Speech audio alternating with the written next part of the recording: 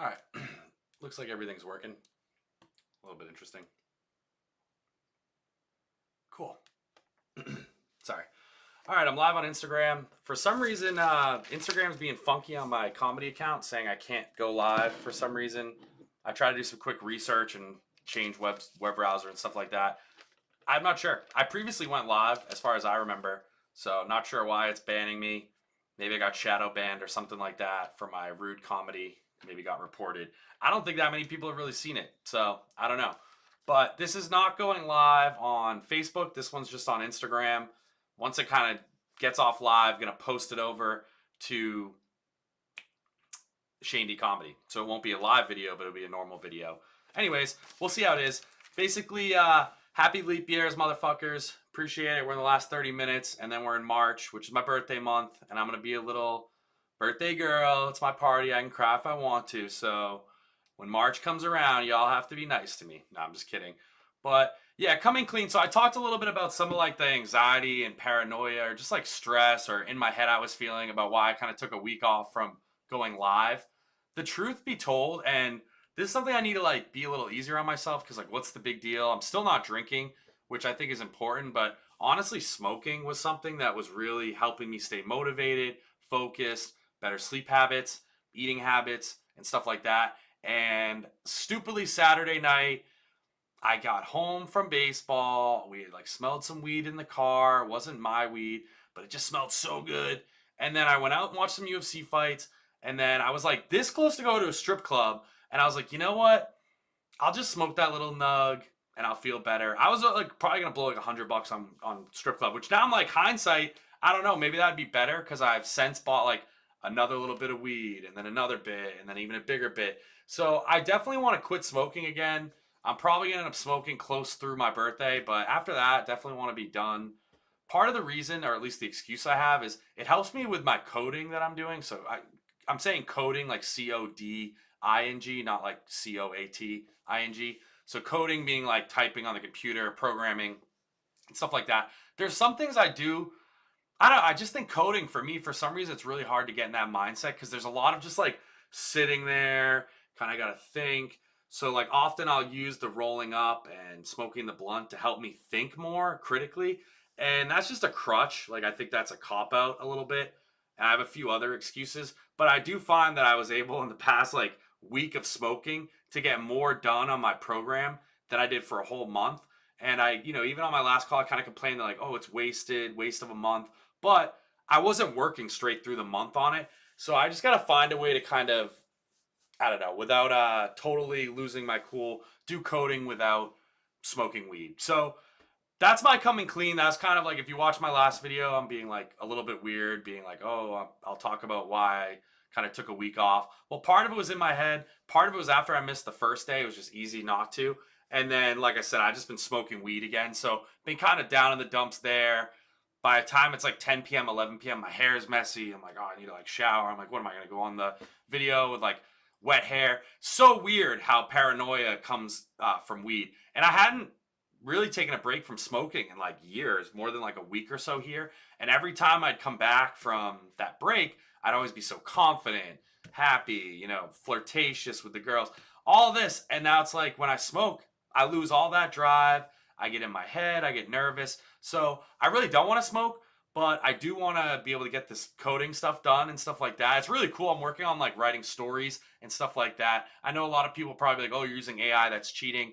Well, the AI sucks on its own, and I kind of suck at writing on my own. And so together, we make a half decent job. It's basically like I come up with the main idea, I tell it when it sucks, when it needs to do better, and then ultimately we get a pretty cool product. It's still in process or progress. I don't know what you're saying. It's a work in progress. Work in process. That's one of those weird like Rickyisms. I don't know. A work in process. Work in progress is the real word. Anyways, it's a work in progress. I'm trying to figure out exactly how I want it to work. Unfortunately, I was trying to make it run really smoothly, and it seems like I had to kind of take a step back. That being said, it does seem like there's a way to fix it and make it run a little smoother. Basically, I need to like come up with a main window and have these other like sub windows working. We'll see. It's something to learn. Unfortunately, sometimes the learning barrier throws me off because I just want to like implement. I don't want to have to like learn new coding stuff, but that's the reality of it. I actually have I should just stick to schedule. Yeah. So I'm going to stick to schedule. I'll go into it later, kind of about me wearing many hats, but we'll keep powering through. So we're already at 5 minutes. Awesome. So I'm trying not to be repetitive, but I also want to be consistent. And so that was part of the reason I wasn't kind of recording. I just felt like my updates were small. They're very repetitive. I'm like, what if instead of talking about doing the coding and then not doing it and then having the goal tomorrow, just doing the coding? And that worked somewhat. Unfortunately, a lot of these goals are just like open-ended, kind of month-long, quarter-long activities. And so, yeah, it's going to sound repetitive, but even if you're just chipping away at it, you can give like small updates instead of just vaguely saying, I'm going to work on it, being like, oh, well, today I implemented this, today I implemented that. Anyways, that'd be kind of cool to do. Yeah, just want to talk, like I kind of already mentioned it, that the past week just kind of fell into my old ways. Not going to make myself wrong about it, just going to keep moving forward and ultimately progress to where I want to be. The new me recognizes, though, kind of the old ways and some of the shortcomings. And it is interesting, like, once you get to the other side of it, how apparent it is. And then when I find myself kind of going back into that unworkability zone, like even the smoking weed, I'm just like, I don't want to do that. Like, I really have no interest in smoking weed. Just before this, I'm smoking, and I'm like, this thing tastes like crap. Like, what am I even doing? And I'm just like, put it down. And so maybe I'll have a stricter rule that, like, I only do it while I'm kind of working on the coding, because that's the only time that I really need it, quote unquote. And I hate to say need it, but somehow I've created a monster where I do not like coding without having that blunt going, at least knowing one's rolled. So that's maybe a weakness to overcome. Frustration, a little bit, has been better, like my anger management and stuff like that. That was something that I had as a goal. I actually, like, sometimes when I'm wearing tight clothes, so I'm not in the tight clothes anymore, but I had like a jacket on and I had that jersey on that I wore that other day, and then I'm wearing like dress pants, and I just had stuff all in my pockets. And when I just, like, sometimes when I'm feeling constricted, I just get this anxiety, and it's helpful knowing about it, because when I start to realize it and I'm in these like tight clothes, I'll just like change into sweats, just really just comfy it up, and that seems to help a lot. But it was a mix of that, and then I was trying to leave the comedy place, and then I couldn't light the blunt because I'd have a lighter. I'm using one of those like old cigarette lighters from the car, not working very well. And then my dad calls me, and he's struggling, and he's like trying to like have me read a contract, but he's just reading it to me, and I'm like, I need to like see it to actually understand it. I'm one of those visual learners more than an audio learner. Audio I can do a little bit, but it's not quite the same level of understanding. So I was just like getting annoyed there, and I'm like, Dad, just let me, when I get home, I was like, can you at least email me the document and I'll check it out? He didn't even know how to email. And like, this guy got an online master's degree back in like, I want to say like '08, okay? Maybe even sooner than that. And I know it's been a long time, but you would think if the guy somehow figured out how to send emails and take class in '08, that by now he'd be like a wizard on the computer. Not the case. Things that I've taught him before, like how to switch between like tab alt and stuff like that, totally lost to him.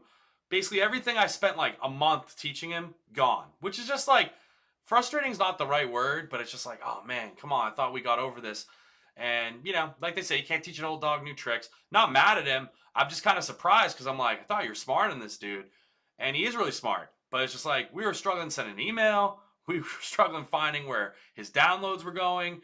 And then I'm like, talking to him, he has me on FaceTime. I'm like, put it to the top left. And he's like, whoa, whoa, whoa. And I'm like, top left, dude, I can't see your whole screen. He was like zoomed in on the screen, like just giving me a little window. Anyways, not really going to talk trash there, is what it is. Yeah, click and drag wasn't quite working. I think there's a joke there, but I'm not quite ready to unleash it. Not really sure how to even do it. But yeah, we'll certainly see. So yeah, one thing, I lesson learned in terms of joke writing, like I need to stop writing so many jokes that like when I'm there. But what happens is, like, as I'm rewriting my other jokes, I think of like new jokes or new funny things to say. And then completely unpracticed, I go up there and say them. I'd say it was 50-50 for a while. Now that I'm kind of out of most of my jokes, I'm probably shooting like 30% of, like, if I just write a joke that day, like 1 out of 3 will actually hit. Some of them are too wordy. Because that's the thing, is like you start off really wordy and you gotta like chunk it down and stuff like that. So we'll see. I like to maybe practice off more peers and stuff like that. It's just tough. Like, in your heart, you kind of know something's funny. You just like, it's kind of like the way you're saying it's wrong. You know what I mean? Like, there's always a new way of saying it. Maybe they're not understanding it, right? Like, it makes perfect sense to me because I wrote it, but to other people, it's like, what did he say? What was that? You know, and stuff like that. Was it too quick? So interested in that. Let's see what else I got here. I kind of wrote down like a bunch of comedy updates, so bear with me as I read like introducing Espressoir the Third. But yeah, no, I like about 60 to 80% of my jokes. Gonna have a lot of weird numbers here. Doesn't really matter. I would say of the 20 to 40% I don't like, that like I'm trying to think how I did this math, but it's like of the total 100%, 10 to 25% of the parts I don't like. It's a little weird. All right, 10 to 25% of the whole thing, which is under the window of like don't like, but I don't know. If I had 100 jokes, right? Let me do it very simple or not say percent. If I had 100 jokes, I'd say 60 to 80 of them I like. 20 to 40 of them are just shit. Of those 20 to 40 jokes, I would say that 10 to 25 of them have potential, and then the other 15 to 30 just suck, right? And so like I need to kind of throw away those 15 to 30. Too bad that idea just isn't quite there. It's not funny. People aren't going to get it. I don't even think they're that funny sometimes. Don't know why I write them, because when I read them a second time, I'm like, this is just sad. There's a fine line between self-deprivation and humor. And sometimes you're like, haha, I'm such a loser. And everyone's like, dude, that's not funny. You know what I mean? Like, that's just sad. So, I don't know. Sometimes you can laugh at yourself, but not everyone's going to laugh at you if it's not funny. So, that's interesting there. I think in terms of like bombing, like this was maybe the closest I've been to bombing was this time, but I still had some good jokes. A lot of the room kind of left right before. Very bad timing. Actually, I'll just go into it now. Someone OD'd there. So there's like I said before, there's some homeless people, a lot of people that are sober there because there's like NA and AA that goes on there. And unfortunately, someone basically, used their drugs and then unfortunately OD'd. And I actually think I knew it was because like something kind of rubbed me wrong when I was going to the bathroom. This guy was like being a little shady. And I'm like, oh, hopefully like no one's doing anything. My hopes and prayers go out to nothing but the best for them. That sucks. Not a great existence and stuff like that. Very sad. But that was right at the beginning of my joke. So like if I end up posting it and you see it, you'll hear a lot of talking at the beginning. And at first I was like, all right, guys, shut the hell up. Like I'm trying to say my jokes, but I'm not going to wait for them. I'm just like going through. And then turns out, unfortunately, someone was ODing. So I got a few people that actually said it was nice after the trauma or the drama of it all, just to have like some kind of laughs about it or something to laugh about. It's not like I was making jokes about it. I had no idea what was going on. So that was a little weird. Again, in terms of like almost bombing, just kind of a weird mood to put everyone in. And then I also like lost some of the room because they're out like dealing with whatever's going on there. So kind of is what it is. Not going to dwell in it. Also, some of the jokes actually are doing really well and they hit very frequently. Although in my head, I'm like, I don't want to just keep doing the same jokes over and over. Oh, God, we're at 13 minutes. So I'll try to give this one a little pep in the step. But yeah, so just going back. Oh, yeah, there was this one girl. She was wicked drunk. And it's funny because like her friend's sober, but she was drunk. Could just smell the booze off her. And she's like, I loved you. This was awesome. She's like, do you know Shane Gillis? Because I said Shane. She's like, oh, like Shane Gillis. And then she was talking about like not the Cum Boys. What's it called? Cum Island. I don't know what the Cum City, Cum Town might be the name of it, where it's like Stavros or Stavros. I think he's so funny. And so that was like pretty good. She's like, that comedy reminds me of them, which is good because that's ultimately like what I was influenced by when I'm writing a lot of this. It's kind of them and their raunchiness. And, I look forward to at some point doing crowd work, but I could see it being tough because the same lady actually called me out because I was like, oh, mustaches are pedos. And she's like, what about goatees? And I'm just like, I should have been like, what about drunk bitches who don't shut the fuck up? Something like that. But it is interesting because like you don't know how mean to be or how nice to be when you're dealing with crowd work. Maybe you're going to like start to research that. At the end of the day, I just want to practice more and more. Anyways, I actually helped a buddy at the Comedy Cabana workshop. Gave him a joke about Canada. That's pretty funny.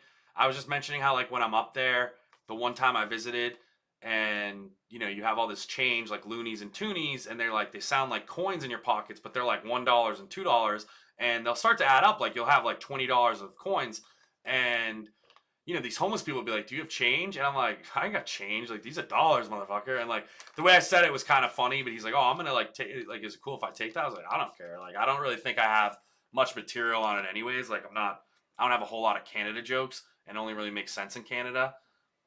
I don't know. Not really interested. Not really interested in taking it. It's been cool talking to people because like every joke that you want to say has basically been said. You just need to like make it your own, make it original, which is something I need to get over and kind of just learn. The cool thing about ultimately that is I found out the guy that I gave the joke to, he's kind of does some graphic design work and directing. So I'm thinking about with my screenplays. Sorry, a little indigestion. With my screenplays, with my scripts, working with him, some comedians, and some other actors that I've just kind of met along, maybe the improv people, would love to put something together. I'm all about connecting dots and stuff like that. So he's talking about doing like music videos. I have a few like rappers down here, musicians. It'd be cool to like connect them. I'm really into the idea of starting my podcast off, and you know, one group of people would be like musicians, another group would be like comedians.